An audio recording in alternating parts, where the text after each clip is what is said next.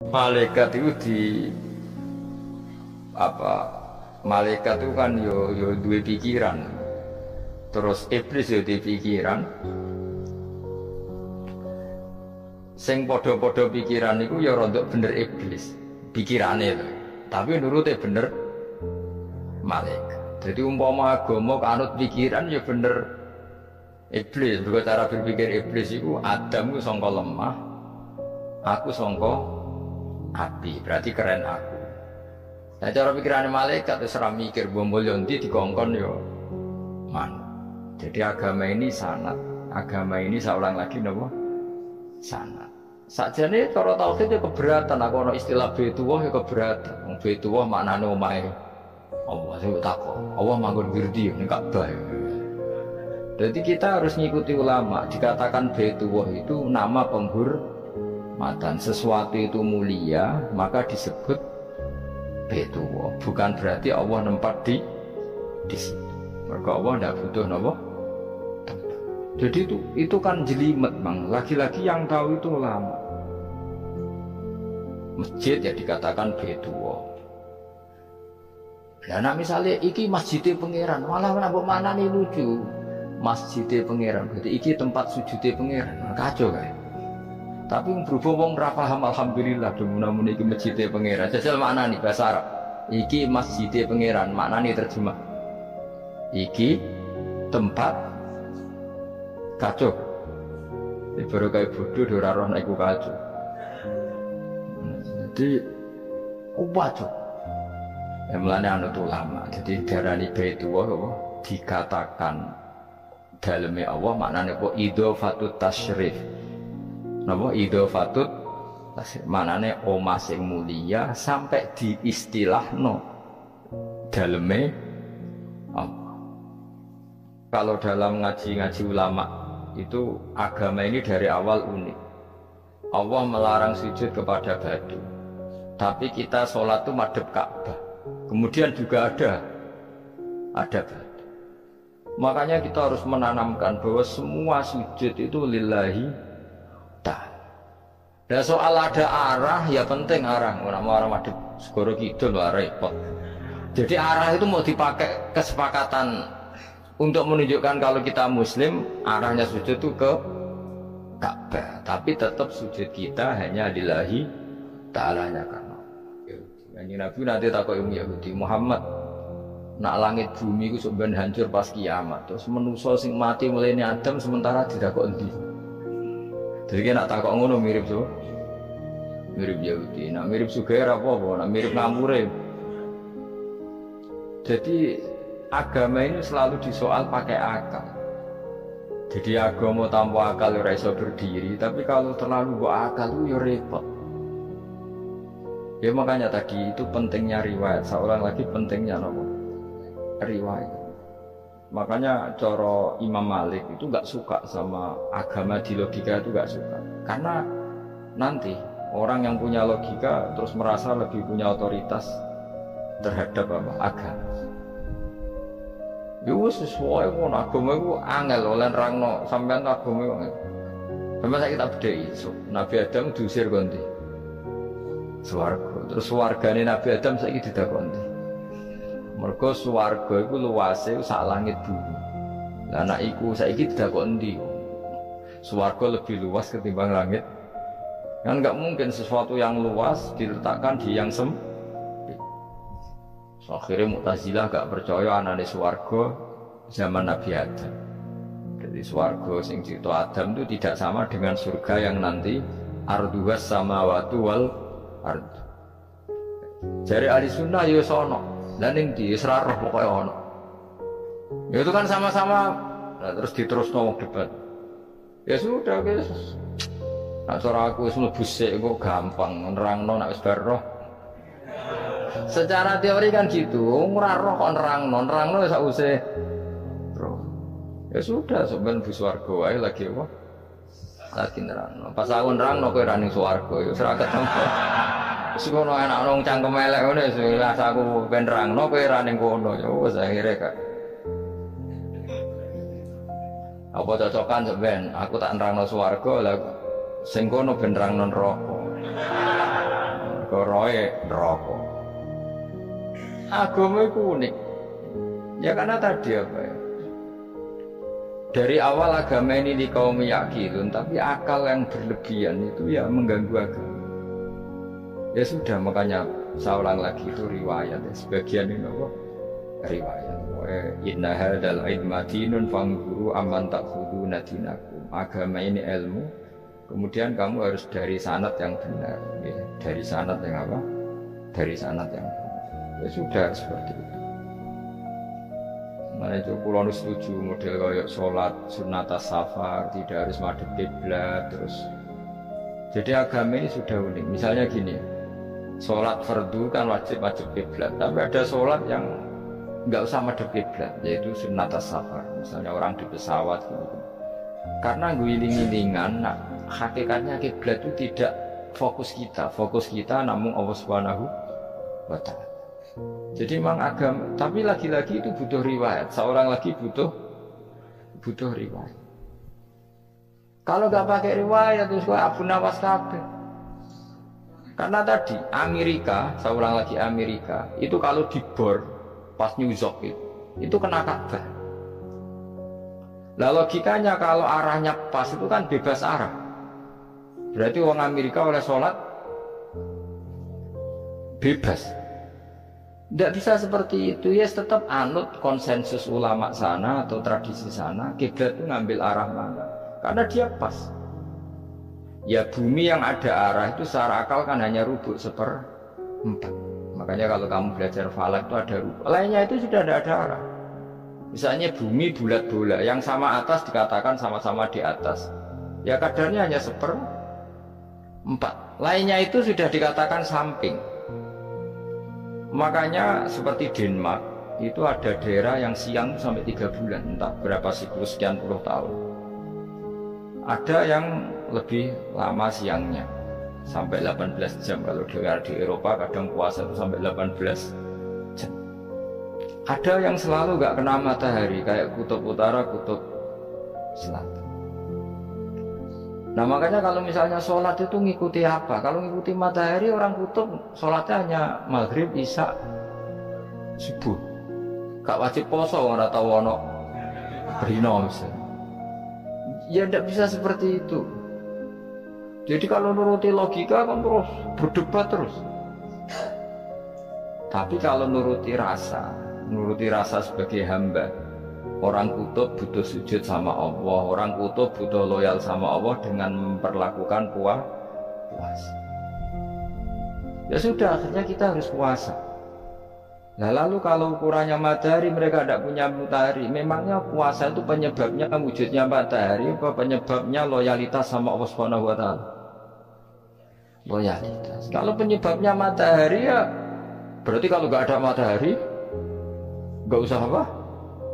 Tidak usah seperti itu cara berpikir. Makanya ngikuti ulama, karena ulama yang tahu tradisinya Allah dan Rasul. Ya seorang lagi ulama yang tahu tradisinya Allah dan Rasul. Meskipun ya kadang saya enak ide ulama. Mereka ya kadang ya mau kalau bolak-balik ngomong gak diterang nombek cangkem elek ora paham-paham. Makanya masyhur itu ada kiai di debat sama orang rotot PKI. Pak Kiai, kalau setan dari api masuk api kan biasa. Terus susahnya apa? Mau materinya dari api. Terus Kiai itu mek lemah, swawarna raine. Loro dong, nggih sakit. Jadi wong kok lemah, kena lemah kok loro. Karena serak kena diterangno.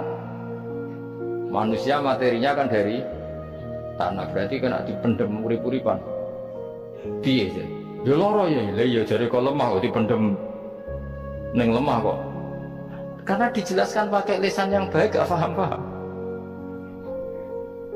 Sebenarnya kita ini ingin selalu baik, tapi ada orang-orang diterangkan cara baik-baik itu.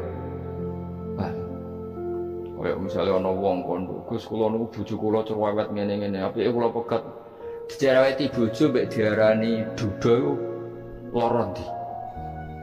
Wong lara diarani duda isen. Kowe payu rabi dicereweti, ambek ra payu rabi jomblo, sakit mana? Sakit distatuskan jomblo. Malah kena dicereweti sabar prestasi baru. Mesti Wong ku diwolak-walik. Lan jar wis kula tak mangan kula seneng mbek Imam Syafi'i. Kowe dirasani wong ning ngarepmu, diomongi, ambek dirasani seneng dirasani cara. Jare Imam Syafi'i bukti ke wibawa, buktine ngomong ning ngarepmu ra wani.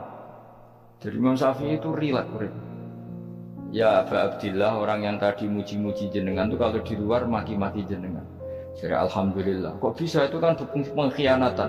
Berarti saya wibawa, di depan saya agak berani gitu. Wong itu soal Imam Syafi'i, ya cium tangan dihormat. Tapi setelah di luar menghujat. Singkat cerita dilaporkan ke Imam Syafi'i. Orang yang tadi nyium tangannya jenengan itu di luar ngerasani jenengan. Jadi Imam Syafi'i, alhamdulillah berarti aku wibawa, mendengar kurawani.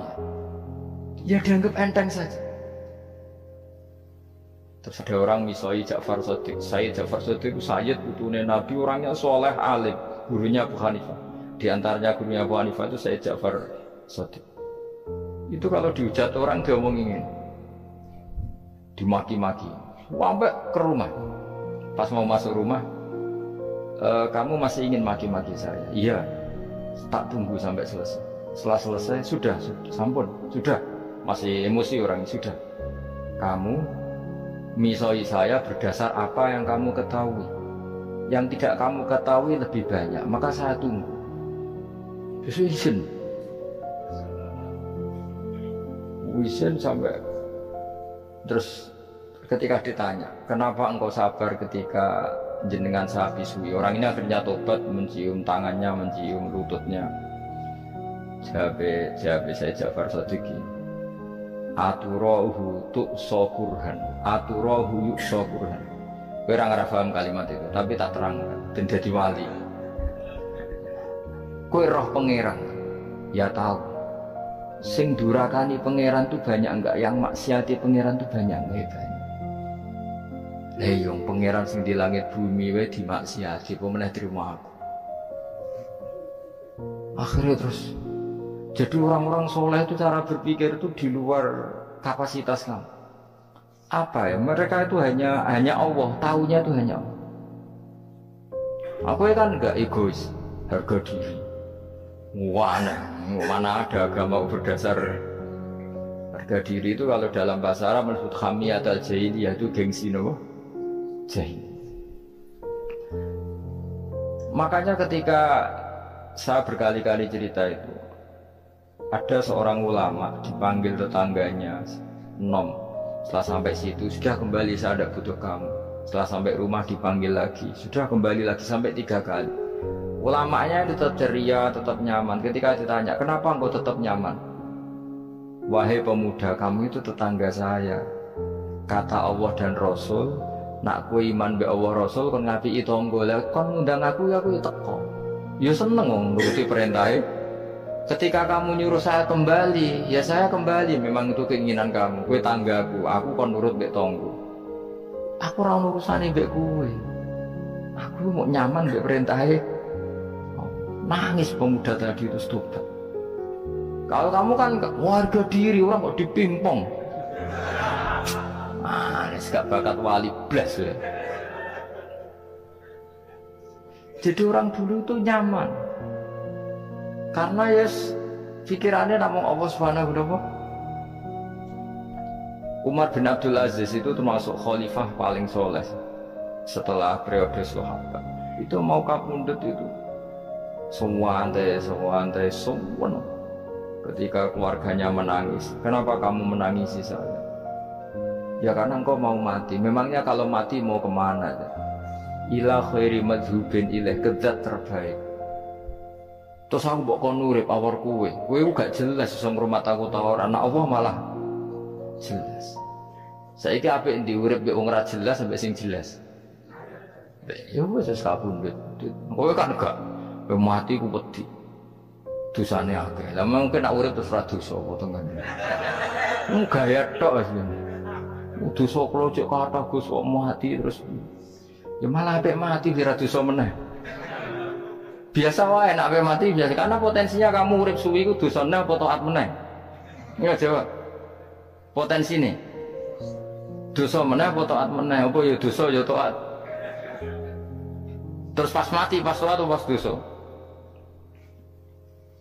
Ya ora usah ngono biasa ya. Nek mati ae matur pangeran Gusti nak saya ini mati nggih. Mati mawon nak saya ini urip nggih.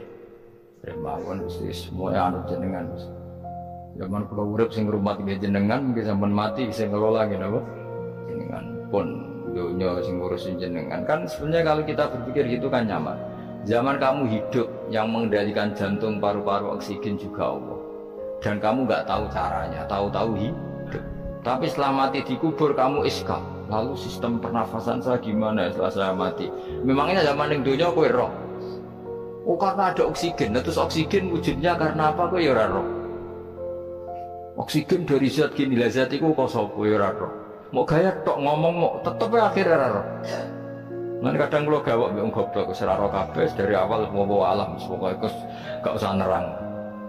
Nah, artinya gini, kalau zaman di dunia kamu tidak bisa mengelola diri kamu sendiri, juga sama setelah mati tidak bisa mengelola diri kamu sendiri. Semua itu al-amru biyadillah, semua itu dalam kekuasaan Allah Subhanahu wa ta'ala. Ya sudah, alaihi tawakkaltu wa ilaihi unib. Ya sudah, kita pasrah saja dan kita hanya kembali kepada Allah Subhanahu wa ta'ala. Ya sudah, itu agama. Tidak bawa logika pakai akal. Wah, itu orang mati itu sudah nggak bisa apa-apa, sudah jadi tanah gini-gini. Nah, masalah catekar ayo ngerti, jadi tanah itu udah bisa patah. Tapi masalahnya kita ini dikendalikan oleh zat yang bisa mengelola semua, yaitu Nabi Adam diciptakan juga dari tanah. Ya sudah, hanya berdasar riwayat itu yang kita akhirnya meyakini setelah kita mati juga bisa hidup lagi. Jadi rasa khawatir, iblis itu ya do'if, iblis ya lemah. Nyatanya ya, gue tetap ngasih jalalan. Berarti orang sukses menyesatkan. Kodang di gue iblis. Ya kodang sampeyan, tukon ra ngaji tetap ngaji. Tukon paham tetap ra paham. Berarti iblis itu enggak keren no? Betul, saya setiap melihat orang sholat itu menyaksikan kekalahan no? Iblis. Jadi iblis itu ya kalah orang atau hebat ya orang biasa mawon, ora usah sing hebat sing nama pangeran. Dari awal iblis wis menyerah ngadepi orang sing ikhlas itu dimulai dari awal ya. Cara bahasa Inggris pokoknya hilir sampai hulu sampai hilir kudu ikhlas kabeh. Misalnya kita duit yakin nek iku wae Allah. Sehingga kita ketika ngasihkan orang itu kamu nggak merasa itu milik kamu. Sehingga nggak gampang ngundat. Selagi itu kamu benar keduanya awalnya salah itu masih mungkin tidak ikhlas. Uang ini milik saya, tak kasihkan kamu dengan ikhlas. Kalimat milik saya ini menjadikan suatu saat kamu jadi undat-undat karena milik saya. Tapi kalau ikhlasnya dari depan, uang ini milik Allah, ilmunya bahak milik Allah, terus tak kasihkan kamu juga hambanya. Dari awal kan merasa saya tidak punya apa.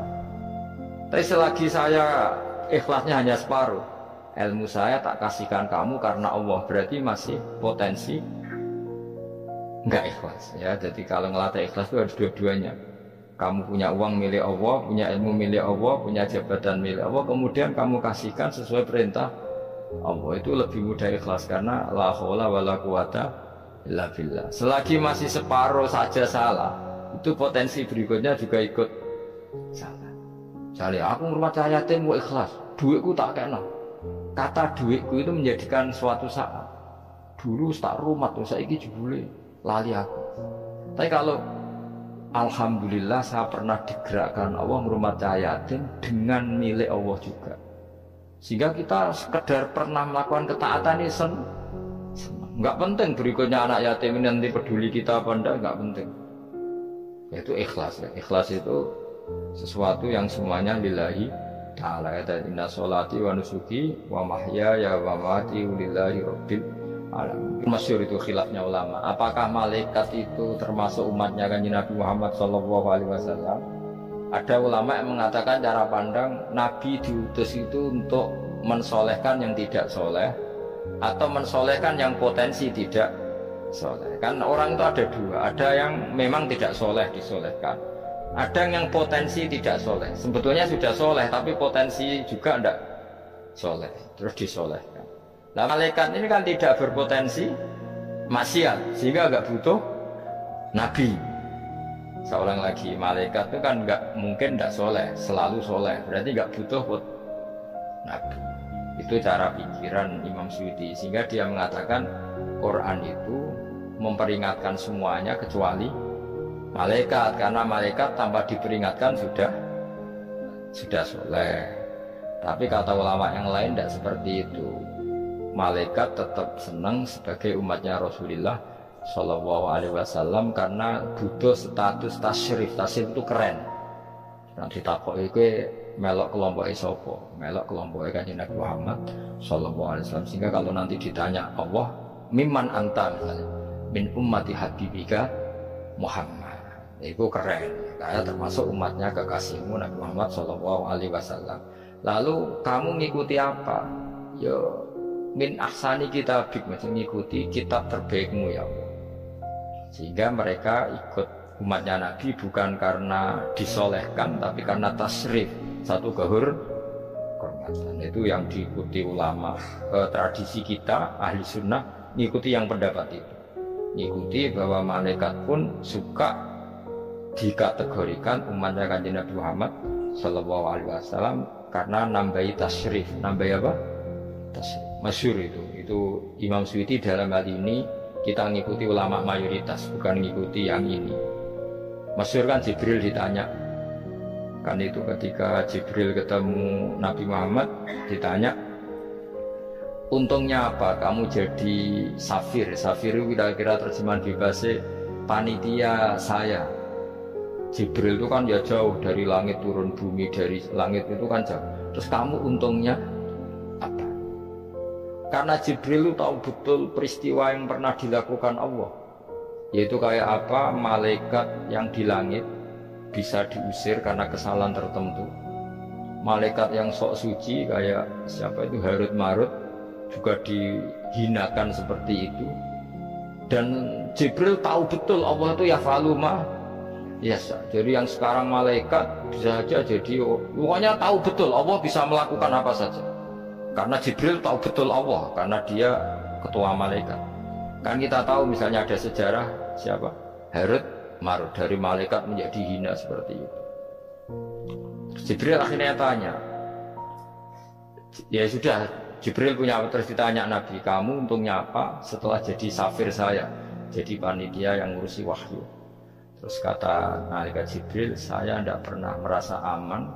Apakah saya selalu dalam posisi ini, posisi terhormat, kecuali setelah menjadi safir, menjadi pelayan kamu, ketika aku distatuskan oleh Allah, apa itu, innahu laqaulu rasulin karim dzi quwwatin inda dil arsy makin muta'in sama amin. Terus kata fa amin tu ba'du, baru setelah itu saya merasa aman, bahwa posisi saya aman karena Quran itu abadi ila yaumil qiyamah ila mala adalah semuanya Quran itu abadi, dan di Quran itu saya distatuskan muta'in sama amin. Berarti saya merasa aman, tidak akan dirubah kestatusan saya malaikat semenjak saya jadi safirmu. Intinya Jibril juga mendapat kehormatan karena ngitmai Quran. Paham ya? Makanya kita di sini mengatakan ini pendapat Imam Suyuti, tapi hampir semua ulama berpendapat apa? Malaikat pun ikut mendapat berkahnya Kanjeng Nabi Muhammad Sallallahu Alaihi Wasallam. Jenenge apa? Berkah tasrif. Apa berkah apa? Tasrif. Jadi punya status kehormatan. Nah, yang dikatakan Imam Suyuti itu murni logika. Murni logika tadi, yang namanya Quran itu memberi peringatan supaya yang enggak soleh menjadi soleh, dan malaikat tidak butuh itu karena sudah selalu soleh ya. Jadi itu logika saja, tapi kita berkeyakinan malaikat pun butuh, tapi untuk kehormatan.